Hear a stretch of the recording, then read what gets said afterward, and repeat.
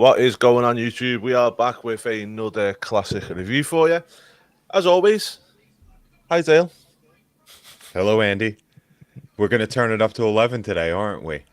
We are. Rock We and are. roll, keep it metal. This will be our last live stream as well, innit? We're going to go back to weekly videos, guys, on YouTube, but we're also going to be doing some other content as well, just messing around. You might think, oh, that's pretty amateurs. Well, fuck you, because we've got to learn how to do it, and that's the whole point. I want to try and make sure that we're testing ourselves a little bit more rather than just getting lazy with the live streams every week. But doesn't mean we won't be doing live streams. We'll be doing other stuff as well. Yes, and we'll pop in on a pretty frequent basis as well. Like Andy said, we're going to be doing a bunch of other things, like through Twitch. We're going to be trying to do as well. I saw viewership alone on mine increase greatly from 1 to 2, so that's a huge bump right there. But we are going to be coming at you in a lot of different angles, so stay tuned. And I also want to thank everybody too. We're at 426 followers on Facebook.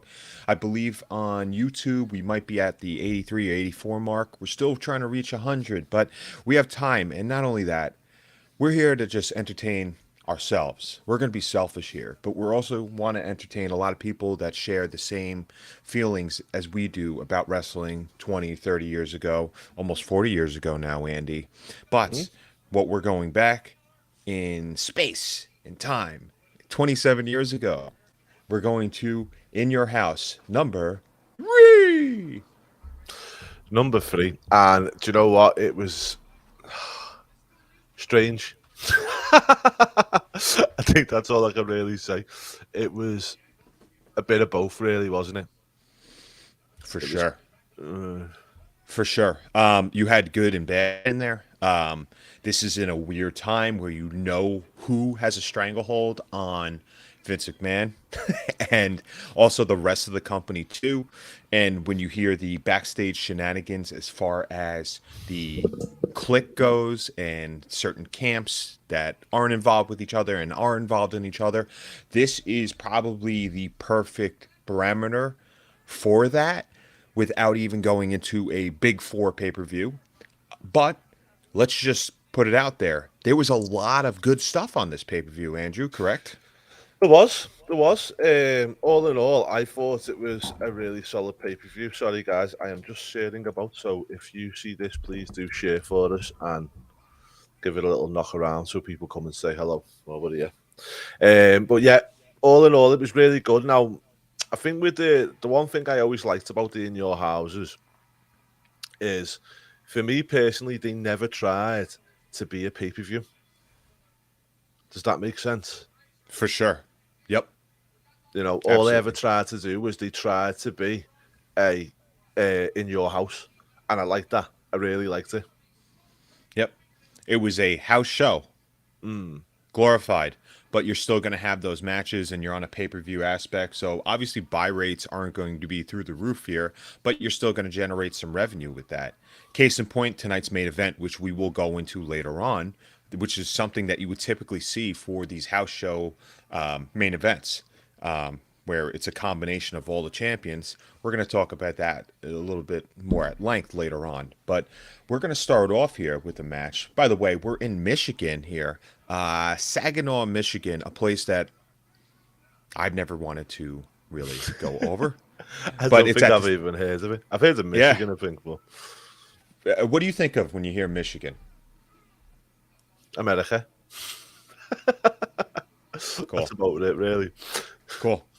One of the actually premier performers in this pay per view was from there, Detroit, but not Michigan's fairly Oh, big yeah, too. Detroit, yeah. Yeah. So we're actually looking at a nice buy rate here, 160,000 people for this buy rate. That's amazing. At Saginaw Civic Center, and we're gonna do it September 24th, 1995. The tagline. You ready for this? Three Go on. belts, one match. Nice. It's that grabs you right there. There's not too much in advertising for there. And some genius in the back said, "Hey, how about three belts, one match?" I like it. Let's do it. Take off your panties, Sable.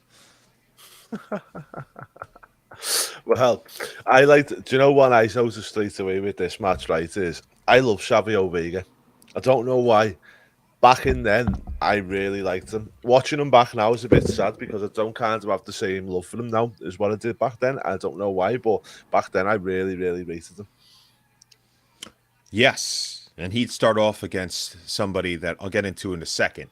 But the Puerto Rico territory was known, widely known. I actually discussed that on Twitch the other day for a Texas bull rope match that took place there with Stan Hansen and Carlos Colon. Carlos was always a figurehead in Puerto Rico, and also probably had some sort of, how do you say, instrument or some way to kind of get away with the murder of Bruiser Brody, blah blah blah, Bruiser Brody that took place there. You talk to Tony Atlas, you talk to Dutch Mantel, they'll tell you everything there. But yeah, Savio Vega was a mainstay in Puerto Rico. Savio was brought up as a friend that stuck up for Razor Ramon. Kind of made sense. Kind of made sense when you look at what the origins of Razor Ramon was. Savio Vega was a tough, badass looking dude. Okay, but always smiling, always smiling. You could tell he had some balls to him. His opponent was somebody that manifested himself over and over again, and his name was Daniel Spivey. He was part of the, what was it, the Towers? Yeah, yeah. He was Yeah. Mr. America, wasn't he? Let me just have a look here. Skyscraper. Skyscraper He with was a Sid. skyscraper, he was, yeah. With Sid. I also believe he was tag partners with Mark Calloway, aka The Undertaker. WWF's going to give their run on him, and they're going to create a character which, let's face it, was what Bray Wyatt was. Bray Wyatt was this cult leader that was from the swamp, something that a lot of movies were created after. But let's point out that Wayne Mercy was basically the antithesis of a certain character that Robert De Niro played in Cape Fear. Cape Fear is one of my favorite movies ever. Andy, have you ever seen Cape Fear? I've never seen it, no. I know about it very much because my brother's the same. He really, really rates that film, but I just haven't seen it. It's an excellent movie. And this was, Waylon Mercy's character was just supposed to be this southern gentleman that once the bell rang, he would just go crazy and wanted to put people to sleep. It was kind of like a more articulate version of Festus, if that makes sense. Do you know what? That's exactly what I was thinking when I seen him. I was like, You know, he looks a bit like Festus, doesn't he? Once the bell rings, that's when it gets going. Yeah. But as I say, it was this match. It was just, again, it wasn't trying to be a pay-per-view, and that's why it didn't bother me too much. It was just a match. But did you know that Waylon Mercy was actually undefeated going into this match? And, that's why I scratched my head. Yeah, and he got beat with a spinning heel kick, which was just okay. Wasn't Vega also undefeated too? I don't think at this point, no, because he'd been around for a while by this point, hadn't he? Okay. All right, which makes sense. But it's weird that you're right. Like Waylon Mercy all of a sudden got a spinning heel kick. You know what that means? Back in the day, I have a feeling, or even now too, I have a feeling Spivey probably rubbed somebody the wrong way in the back for him to actually job to Vega like that. Yeah, I don't know. Because, I mean, Vega had been around a long time there because don't forget he got beat by Bret Hart in the 93 King of the Ring, wasn't it, as well? It was 92. Did he? No, Vega's been around. Vega wasn't around for that long. Yeah, he was, yeah. First ever King of the Ring. Was he Quang? No, he was Savio Vega. Okay, all right. I'll bite. I'll take a look at that. Let's You know what? Let's just show you how much we love wrestling. We are literally dissecting the Waylon Mercy and Savio Vega match that opens up at In Your House 3 in September of 1995. It doesn't get more historic than that, everybody. As you're looking that up, though, I do want to kind of go into this really weird matchup with our boy. Okay? So we have $1 Million Man, Ted DiBiase, is now full-fledged manager. He's actually managing quite a stable here. I don't think he's in with 1-2-3 Kid yet. That'll be determined in a few months. But I do believe that he's got people like King Kong Bundy there. He's got our man Sid there. He's got a few other people. I believe Tatanka too. So the $1 Million Corporation is still a pretty legit thing here. But he faces off against the hog farmer. Now, He let me wasn't in ask. King of the Ring '93. I do digress. That's okay. You know what? Mistakes are made. We didn't review King of the Ring '93. Remember, we did it all about Owen. Yeah. So, any thoughts on Henry Godwin? I liked Henry Godwin. I really did. I thought he was a class little character. And you know what? I thought that he was very 1994, 95 new generation, wasn't he? Yeah, yeah. I like the fact that they tried to give him the rub with Hillbilly Jim. Yeah. Yeah. I was a fan of that, which is funny because the network never ended up getting the rights for Hillbilly Jim's music. So they've got that stupid. Oh, it's so bad. It's Oh, such a bad dueling banjo. It's a non-dueling banjo. it's the same on the It's whole friggin' thing, though, isn't it? On the network, there's so many of them. Yeah. But I understand as a company, like you don't want to buy the rights to every song out there because then you're spending how much money on there. It's not like a certain money mark on another company that buys songs and then gets upset when he doesn't have the rights to songs because he thinks that it'll create such a nice pop for the one time he uses it. Yeah, that's it, isn't it?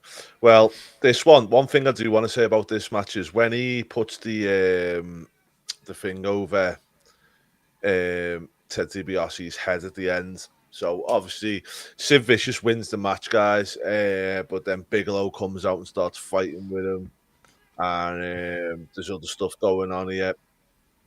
And then it looks like DiBiase's gonna hit. It's Bigelow, isn't it, with the actual swap bucket? And the way Godwin comes to him, you think he's going to take it off him and kind of make a big deal out of it, but he just very quickly gets it and just transitions it onto his head. But I thought it was really, really smooth the way he done it. Yeah, yeah. Look, it's not doing too much, and then you're pleasing the crowd. There's not much if you think about it. Whenever there's a liquid in anything, you really don't have to do much except for just aim, because Yeah, the effect, the splash is the effect. yeah, That's all you have to do. that's it. And then, what did you think about Sid being in this kind of feud and stuff like that? I like it. I because you kind of need somebody to elevate somebody else, and I think a year later you're going to see how Sid just has this steamroller and then ends up facing Michaels for the championship at the SummerSlam later on at the Garden. You kind of need that reintroductory there. The thing I like about it, though, mainly is the fact that at that point, I think backstage and also the sentiment around wrestling at that point was just they were fucking done with Michaels. Yeah, And they knew. I think the internet wasn't a thing, so that's a beautiful part of this whole thing because kayfabe was still alive.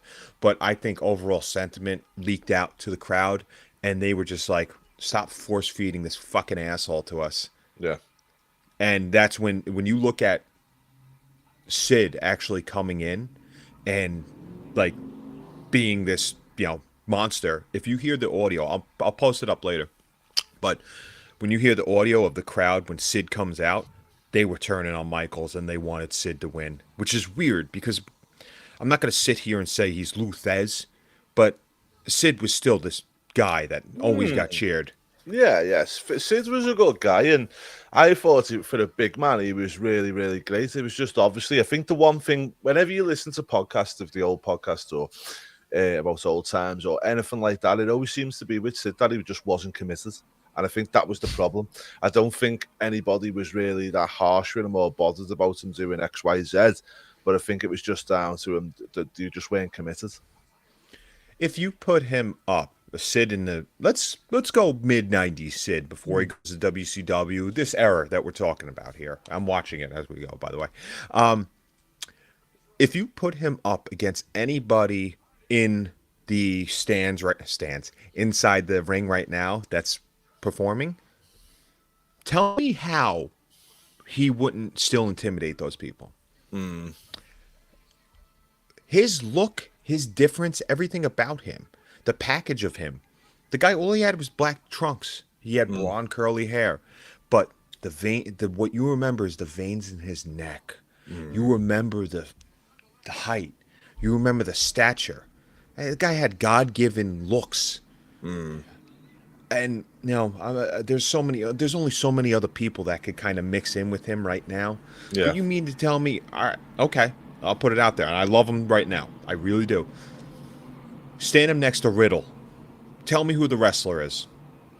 Yeah. That's it, isn't it? I love Riddle though. He's great. He's excellent. I think he Everything looks going like on a with him. wrestler though. He looks like a fighter as well.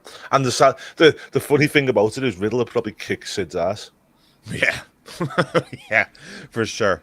Remember, this is Sid that went after somebody with a squeegee. Go on. You brought up a very, very, very interesting point there Mm. because you said that Riddle looks like a fighter, and he was. Do you think? I was thinking about it the other day. The wrestling industry has changed drastically, I should say, Mhm. because now You, everybody you, wants you got caught up there, didn't you? Between saying dramatically or drastically. dramatically, Dramastodon. It could be a new word. Dramatically. I might let's coin it. So dramatically, there's been this case where now we want this UFC feel, or fans want this UFC feel, between guys like Kyle O'Reilly, between guys like Matt Riddle, a lot of these UFC fighters that are now wrestling, Mm. they're all changing into this feel. But the problem is it's not convincing because nobody knows how to throw a punch anymore. Or you have these weird forearms. Where do you think the business is going because of that, Andy? I think it's going in the right way. I think, don't get me wrong. I know back in the 80s and stuff, it was the lands of the giants, as they called it. But if you look at pop culture in general, back then the kids were all into Teenage Mutant Ninja Turtles, as we know, Thundercats, bloody all that kind of thing. Yeah. Now, if you look at kids nowadays, they're into Ryan's World. They're into, like these other bits and YouTubers and whatnot. The world's moved on. It's moved on a lot, and I feel like wrestling's progressing like that as well. Brock Lesnar does so well because Brock Lesnar's Brock Lesnar, who looks like it and can physically kick you. Do you know what I mean? Because you can turn around and say, well, Riddle was in the UFC. Well, so was Brock Lesnar. So he does as well. But if you actually look now, Seth Rollins, Roman Reigns hasn't got that body of, are you telling me Roman Reigns still would have been the number one back in the day? Nah, that's debatable, Mm. especially over the past 20 years with the affection for Samoans. Or do you think Omos would have been more Who? up there? Omos would have been more up there than what Roman would have been? Oh, no. Perhaps, Mm. especially when you had guys like Mabel coming out there and getting that push. Mm. When you start hurting people, though, people recognize that, I think. Yeah, But but I don't think Omos is hurt anyone. He's just very green, isn't he? I think he just sticks to the very basics of what he does. I don't think he's actually hurt anyone, Omos. look, you're right. And they did the right thing with him in Money in the Bank. When we Mm. discussed that, we did talk about how you bury the big giant, kind of Yeah. eliminate him from the match. And they did that. I don't Yeah. think ever since Triple H has been at the helm, he hasn't been around. Yeah, but also if you look at Vince McMahon's record for the past 2 years before that, yeah, they were trying to give Omos a little go. Braun was about, wasn't he, and stuff like that. But if you look at the majority of champions in the way it was always Brock Lesnar or Roman or Seth, Dean Ambrose for a little bit. Do you know what I mean? Obviously, John Moxley now. There's people like that, mate, and Daniel Bryan, or Bryan Danielson as he is now. I think wrestling's changing organically because the demands and what people want to see is changing. Yeah. Yeah. And now, back in the day, you would see UFC on a pay-per-view once a month. Mm, And no, now you have it on TV every night. You yeah. could find it on every channel. That's even without looking it up on YouTube or anything. Mm, So the exposure is there. I think to me it hurts the business a little bit though. Because when you have people doing these strikes with these elbows, these forearms, and then the next day, that same person that was getting forearmed has nothing to sell on their front, or they're taking a mm. selfie, it's kind of mixing and showing bad signals because you're making the business of wrestling kind of look fake in that aspect. I'm sorry, I just feel But like okay, let me ask you this question then, right? Do you sit there and watch? Have you seen Braveheart as a film? Sure. And did you enjoy Braveheart? Yeah. And you think it was awesome? Okay, right. Correct. Were you gutted when you realised that none of them actually got killed in that film? Based off a true story? Hmm. But did any of them people actually get killed in the film? No. No. Exactly. And that's my argument with wrestling of nowadays is, yes, we know it's fake. Everybody knows it. Well, it's fake to a point.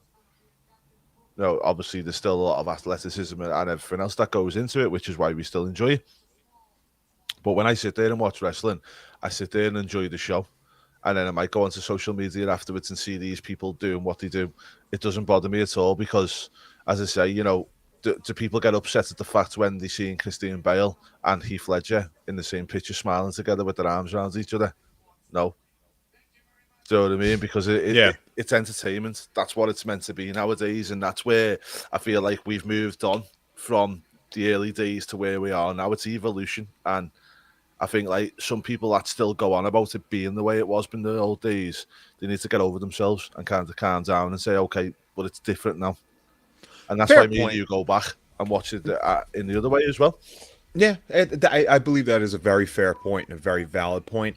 I do believe, though, that those actors that were in Braveheart were classically trained. If you go up and down, you recognize them in other bits and pieces of, movie, TV, even sometimes commercials. But the difference is that they're executing it at a top level.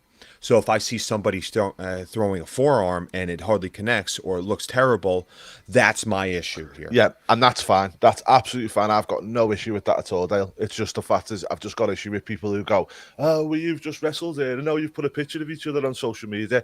Fuck off. Do you know what I mean? That's fine. I get it, especially when these guys are all going to Brazilian jiu-jitsu class together. That's cool. You're learning your craft. I appreciate that, because that's something that I practice every day to do better at this.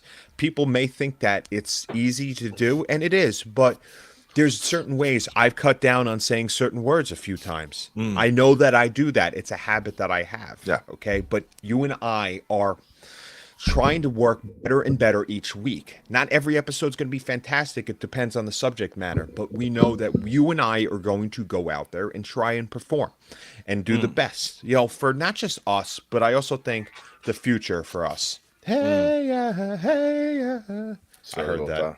That was good. That's all right. Ashton's the man. But yeah, going back to this, yes, Sid is a fantastic person that we love very much. So, Sid's going to go over against Henry Godwin. Bing, bang, boom. Was there any thought of that? No. Then next we had the British Bulldog versus Bam Bam. As soon as I seen these two come out, I thought they're going to have a good match, these two. And they did. Dead solid. Yep. You know what I mean? Yeah. Did 12 minutes. Really, really good match. And Bulldog gets the win. Happy days. No problem with that at all. Great start for a heel push for British Bulldog, who just turned on Diesel a couple of months, about a month prior to that, or a few weeks prior to that, too. And that's kind of what the lasting image of British Bulldog was. I mean, I really don't remember too much of him in WCW. I do, but I want to forget it. But well, he got injured really bad in WCW, didn't he? You know that whole story, right? With the trapdoor. Yeah, and who was that trapdoor for? Warrior. Yep. The man has killed careers. Killed pushes. So what? Just in case any of you guys don't know what we're on about, the Warrior had a trapdoor for his entrance, stuff like that. Bulldog got body slammed onto it, and that was pretty much the beginning of the end for Davey Boy. Not just in his thing, but in his life as well. I think. One thing I do want to mention on this one though is how dare he, Davey Boy Smith. I love the British Bulldog. I loved the British Bulldogs. And after spending so many years with Dynamite Kid, did you see that absolute monstrosity of a flying headbutt that he threw? Oh my God. It was like, you can surely not have been with Dynamite for that many years and throw that absolutely disgusting thing that you were trying to call a headbutt. The problem is that people in the back probably were like, yeah, kind of got to lay off that. And they understand that in his eyes, he's probably paying homage to his old brother. But in that case, they never spoke, did they? Never spoke. Sad. Yeah, they never ever got back together. I know Harry went and seen Davey Boy before Dynamite before he passed away, as did Georgia Smith as well. But I don't think the Dynamite and Davey never actually made it up again. Yeah, it's rather unfortunate too. Oh yeah, really unfortunate because the two of them were just awesome together, weren't they? But hey ho. But anyway, yeah, Bulldog gets the win. Yeah. This is Bam Bam, also very close to being on his way out. In a couple months, we're going to see him too. Actually, after Survivor Series 1995, that would be his last match in WWE. Do you know what? One thing I've got on that whole thing is how Bam Bam looked very sluggish in this match, and he also looks like he's put quite a bit of weight on as well. He was definitely, I'm not going to say unmotivated, but you could tell that he just did not have too many friends in the back. I mean, he's a cool ass dude, but I think he was just in the middle of, you know what? I see the tides turning here, and we'll talk about those people later on because he did have some issues. But I could definitely see why he'd be leaving, and he'd actually end up being in ECW shortly after this. And ECW, and I think he went back to Memphis for a bit, didn't he? And then just kind of floated after that. I don't really think he made it. Well, WCW. Yeah. Yeah, I mean, he would feud with Goldberg and I believe Tank Abbott, too. Mm-hmm. There was a couple of things going on with him. Yeah. But nothing notable. I try not to remember late WCW. No. So we move on anyway. Bob Backlund coming out was fun. It always is when Bob's about. Dean Douglas beat Razor Ramon. Okay, not a bad match at all. I really liked the beginning of this match where it was kind of the trading of locks and things like that. I thought it really went. It was quite good. I know Dean Douglas has got a lot to say, but I watched this match very much intently to try and see if I could see what Douglas was on about, and I don't see anything wrong with it. I saw it, and there's timing wise. Take a look at the footing of Razor Ramon. It was Razor was subliminally trying to actually make Shane look, okay, but still with executing the right stuff on there. I do believe there was a little bit of a lapse as far as movement goes, and you could just tell there was a lot of big differences. I don't know why that light went out, but well, we're here now. That's all right. I mean, so what? My house is possessed. Big deal. It's okay. But I could tell there's certain times where they lock up where they're just not in sync here. And it's really weird because you could tell that Shane is still trying to understand this whole concept of who his persona is in that Shane Douglas or the Dean Douglas shtick. This is his second or third time around WWE at this point, too. Second, I think. No, it might be third, you know. Give me a sec, I'll tell you. Yeah, because he floated all over the place between WCW, WWE, ECW. I mean, he had that monumental promo with ECW, how it was basically Flair is dead, all this stuff. Everybody, Harley Race can kiss his ass too, I think he said. That. I could tell that there was definitely friction between all of them. I just don't understand why it manifested so much, though. I don't know. I mean, you never got to, as they always say, mate, there's my side, your side, and then somewhere in the middle lies the truth. And I think that's probably a thing. I know Douglas has been very vocal on this, but I'm not buying the fact that it was all as he says it was. I feel like Douglas is probably clawing to get up there. Raising that, obviously, is trying to beat everybody back down again. But in my personal opinion, Douglas would never have been a main eventer in WWE. Could you trust him with anything? No. I don't think you could have. I don't think he had. He was. I just don't think he had that to be there. Mm-hmm. I don't know what that is, but I just don't feel like he was a main eventer. Sometimes you have it. Sometimes you just look at someone and you go, yeah, you could be a main eventer. Like Rob Van Dam. You look at Rob Van Dam all day and you go, yep. You know, you look at Shawn Michaels. he was a small guy who should never have really got anywhere. Do you really think he got somewhere by just getting in Vince's ear? No, he didn't. He got somewhere because of his athleticism and because he was actually really good in the ring. And if you put the whole package together with him, he was great. Razor Ramon, big guy who really, really solid and stuff like that. But you're telling me that Shane Douglas should have been a champion and over Razor Ramon? Not there. Not in that company. They literally handed him a title. He rubbed people the wrong way. I don't think it had anything to do with ability at that point. I just feel like he had no chemistry whatsoever there. This man always said that he had to give notice because he needed to get paid. He was like the original Job Squad guy. Yeah. You I know, just think it's small fish, big pond syndrome with him. for sure, without a doubt. He did kick some ass in ECW. Oh, I he really appreciate did. I appreciate his work there. I appreciate the heat he got. So By- did Stevie Richards. Yeah, I'll never deny that either. Stevie submerged himself in any role given, whether he had to wear pink tights, whether he was a right to censor guy. The guy, every time he had a job, he put himself over and everybody around him over. This man was a hype man for Victoria. Let me ask you this question, right? Out of all ECW champions to ever be, how many of them actually went on to win a championship in WWE? What type of championship? Are we talking about hardcore title? The main championship? A main championship, so like IC belt or... No, let's just go with the world championships. Oh, all right, so RVD, who was stripped of it because he got caught with drugs, no, with weed with Sabu in a car. That's got to be it, right? That is the one. Yeah, that's it. I mean, if you want to be a bit of a stickler for the Don Morocco, but Don Morocco won it obviously the other way around. well, And that's what I'm trying to say. You know, there's not a lot of... Well, there was one ECW guy who was the world champion who then went on to win the WWE championship. And that's what I'm saying about that transition. People sometimes... I love ECW and I love it for what it is and I loved watching it. But just because you were great in ECW doesn't mean you transition over. yeah, tell that to Eddie Guerrero and Chris Benoit.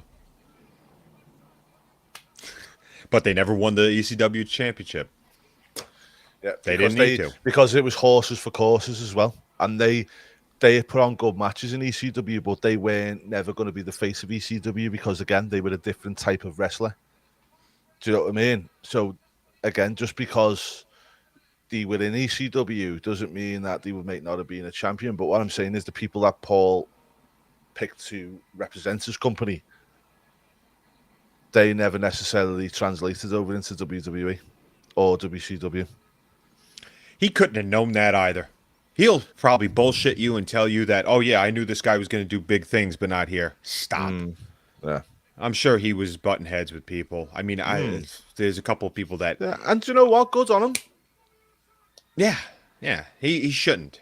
But I think he does have humility in maybe that aspect to say, look, I didn't know that Super Crazy was going to be as fantastic as he was, like we discussed a few weeks ago. But I do believe that, you know, this was a jump off starting point for people. Yeah, the fact don't get that me wrong. Oh, sorry, go on. I was going to say the fact that some people in ECW just that was a stepping stone, and he kind of saw it that way. He wouldn't sit there and say his stuff was better. He couldn't really say that his stuff was so much better over WCW. I mean, to each their own. I mean, one thing you can say is with Paul is he's done a very good job in ECW of putting some real wrestling matches in between all the chaos. And that was what, you know, some of it's mad to think, isn't it? The likes of Guerrero, Rey Mysterio, Benoit, people who did go on to be champions never actually made it to the top in ECW. But as I say, it's horses for courses, mate. And it's like, you know, you've got somebody who might be good in the Canadian Football League, but you throw them into the NFL, they ain't going to do nothing well.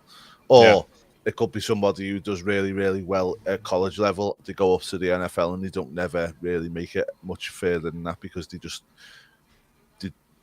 it's just not there. Do you know what I mean? So It's draft bust. People People end up getting people end up getting drafted high picks. They get these big salaries afterwards, and they just don't perform. They never pans out.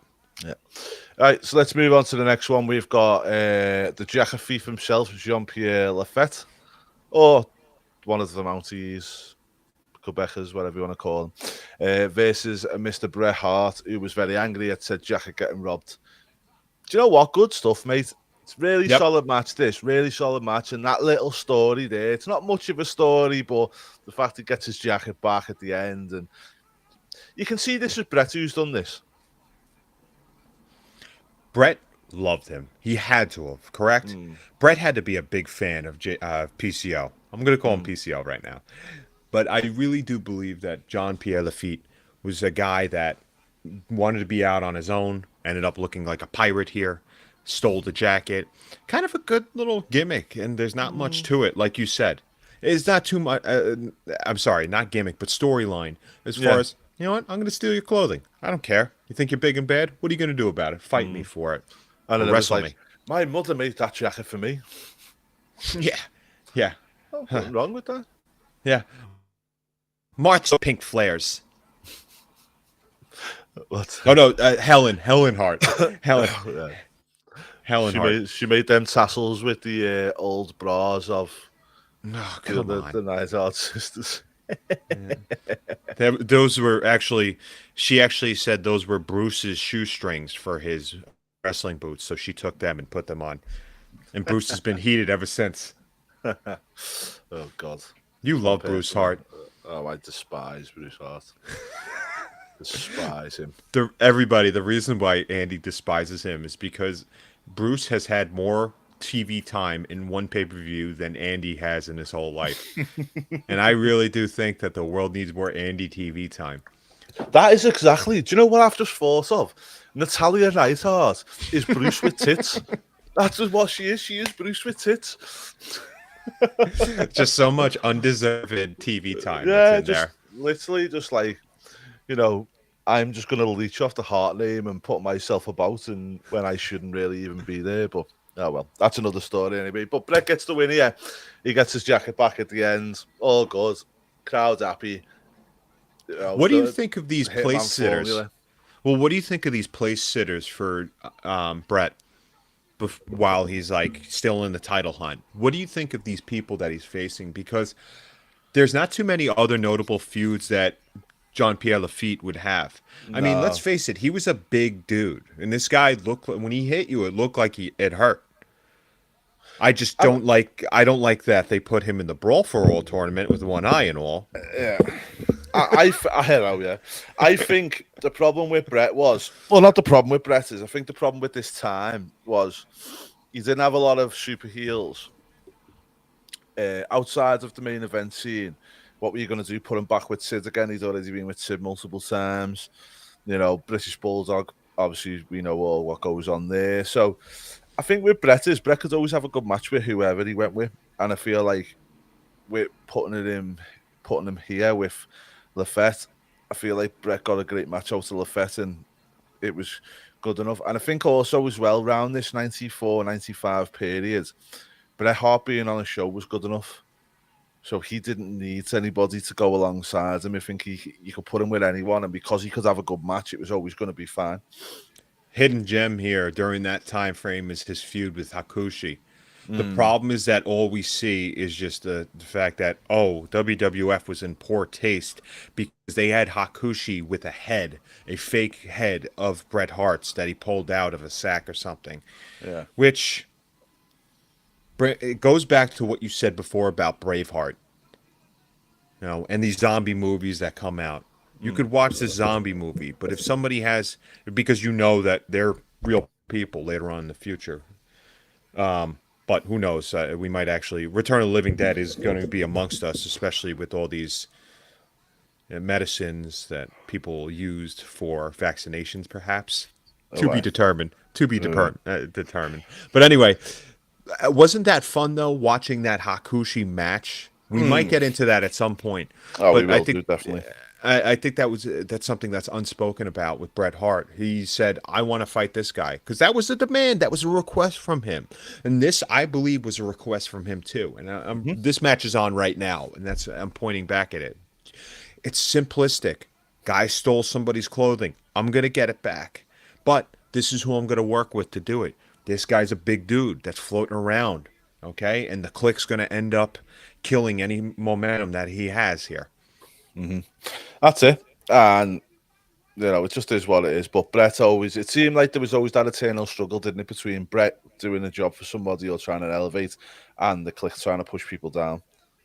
Yep.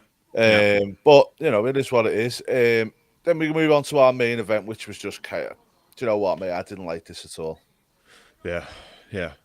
It was just so much chaos. And it was kind of like, so if Diesel got pinned, he lost the championship. If Shawn got pinned, he lost the other one. I just couldn't figure it out, because if Diesel got pinned, does that mean he lost his belt but Shawn kept his? Or did both of the belts go up, and then who was the one that got which belt? They're still trying to figure it out. I think Gorilla Monsoon, that's what actually caused Gorilla Monsoon to just be like, you know what, I'm gone afterwards. Because this made no sense. No. I think that when you're looking at the match as a whole, you're supposed to have Owen and Yokozuna fight against Shawn and Diesel. So you kind of have an out there. Tiki, you going to come down, baby? Hold on. Yeah, she did. But Owen is not showing up for some reason, because it's a good heel tactic. So they have to recruit Davey Boy Smith. I think that's when Davey Boy ended up becoming part of Camp Cornette too. And Cornette is putting over everybody. You see Doc Hendricks as well, Michael Hayes, also being a Cornette was awesome on the promos. It wasn't the promos were really good by Cornette, just the whole premises of it just didn't make sense to me. Made things believable. Why. Do you know why? I'll tell you why, right? Because after all this, he's not going to come in. You put the Bulldog in there, fine. But then at the end of the match, Owen Hart turns up. It's like, well, what's the point then? Why didn't you just have him turn up at the beginning of the match? Yeah, yeah. And cause a distraction. I didn't see the premises of it. Well, wouldn't you, if, like I said, if this is the first time that British Bulldog is actually introduced as Camp Cornette, why didn't you do it at the end of the match? He was already in Camp Cornette. Oh, was he? Because okay. if in the match with Bam Bam Bigelow, it actually states, that Cornette's not out there with him because he's too stressed out trying to sort out the problem with the other match. One thing I forgot about, and it's happening right now, just to show you how much we've evolved as a civilization for wrestling. I saw Bianca Belair yesterday on College Game Day, just being a star because she is fantastic. On this pay-per-view, the women's champion, Alundra Blaze, is coming out and sporting a T-shirt and promoting her T-shirt. Yeah, and also the free video that you got with the Shawn Michaels hat. $25 plus shipping and handling there, too. You know what? I was sitting there thinking, I wish I could dial that number now and get it. They blocked it. Actually, 1-800-TITAN-91. Yeah. $20 for that T-shirt. Shoot, I'd actually get that now. That's it, isn't it? You look at all these stuff and you think, that's what I do. But yeah, let me tell you one thing about this match. Okay, the action was okay. I love the fact that Shawn starts off and wants to do a sumo match with Yoko. That's funny to me because Shawn knows I could do whatever the hell I want. I shit gold. A year from now, not so much. My whole thing here, Peacock cut off half the match. So it isn't on the network. All of a sudden, on the bottom right, it says going into In Your House 4. And there's a little meter that's about to do that. And I said, whoa, wait, nobody got pinned. Nothing happened. Owen didn't even come out yet, Andy. Disgusting. It's terrible. Not that I'm paying a lot for it, but... Do you know if this is stuff like that, though, they should have like an email where you can email them and tell them about stuff like this? Because I suppose with so much content, you're always going to get bits of issues, aren't you? Yeah, their complaint bin is also a trash bin, too. A recycling bin. Suppose so. But, no, as I say, on this one, it wasn't too bad. It was a good back and forward match and all the rest of it. But then, as I say, Owen comes out, jumps on the top rope, gets grabbed, jackknife later, and he's done. Yeah, yeah, and it's like you're putting you send the folks home happy, because DQs. Remember, people used to cheer for DQ But no, but the finishes, thing was, it wasn't even like Owen had been took out of the match and replaced by Bulldog, as per the official word of thingy. But he comes out, jumps on the top rope, gets caught, bang, gets pinned, and they accept that as the official decision. which they end up reversing the next day. Mm. And what happens? The They win the titles, Smoking no? Guns. No, the Yeah, Smoking smoking Guns win guns the win the titles. title. Yeah, yeah. I mean, what? I don't get that.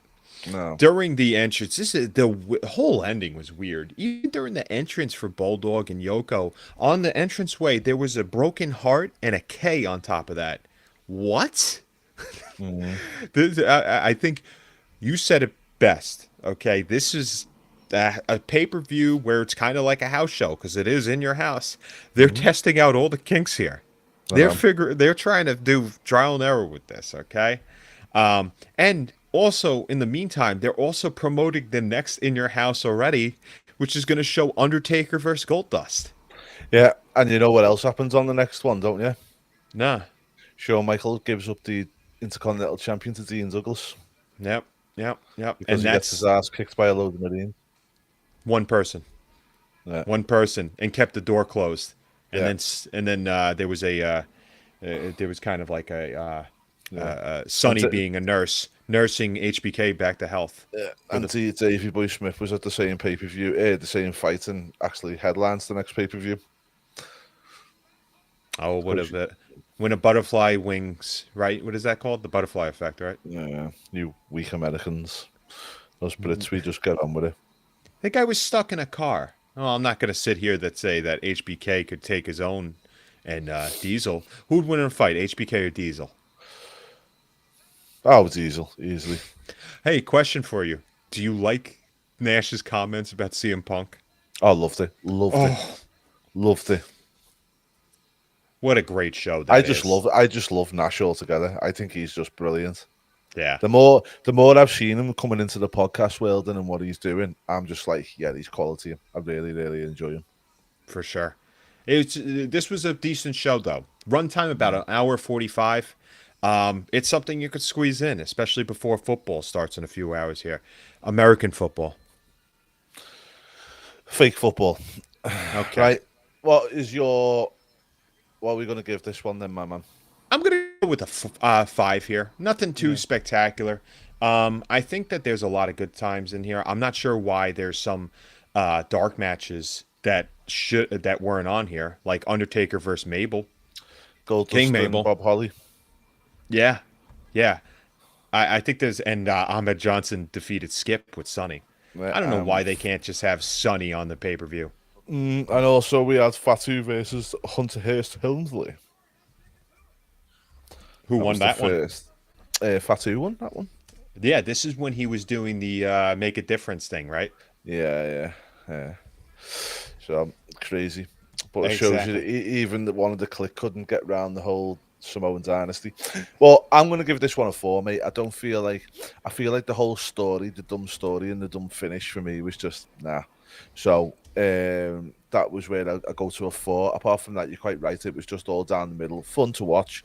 Not really too much happens. It's just a bit of we move on. Yeah, not too much to it. We're not asking for much here, but still, it was entertaining to say the least. So my turn for next week, and we're gonna go hop back into WCW, and we're gonna go with Halloween Havoc 1997. Ooh. All right, guys. Well, just to let you know, that will be out on, as we are going to go back to recorded. But at the end of the day, we want to make sure we get the same thing because I know we've been hopping Saturday, Sundays. Where this one will be released on October 4th. Just so you know, so we will record over the weekend when we get a chance, as always. But it will be released on October 4th to Tuesday, and it'll be released every Tuesday thereafter for the weekly podcast. Anything else, just keep on checking the YouTube channel and whatnot because we'll just be jumping in and throwing content out when we feel like it, when we want to, because that's the whole point. That's right. Fuck your feelings. Nah, and that's why we always say we don't care about how many followers we got. because at the end of the day, we do what we want to do, and we want people that want to listen to the shit that we want to do. Apart from that, not bothered. For sure. Absolutely. Well, we appreciate you guys listening today, and we're going to go into the spooky season here too. So, what's your favorite scary movie? I'm not really that asked about them. Okay. I'll be honest. Probably Exorcist. That was hilarious. Excellent. Ooh. Spooky. So I'm not really spooky, but I just sat there laughing my head off at it all the way through. Wonderful. Okay. I thought it was so funny when he was just sitting there rimming himself with a cross. With a cross. Yeah. It was so funny. I'm glad you enjoyed that. Are you going to church later on too? No. Okay. No, I don't want to burst into flames. Nice. Well, anyway, guys, we'll be back next week. From me and this atheist next to me. Take it easy. All right. Peace out, everybody.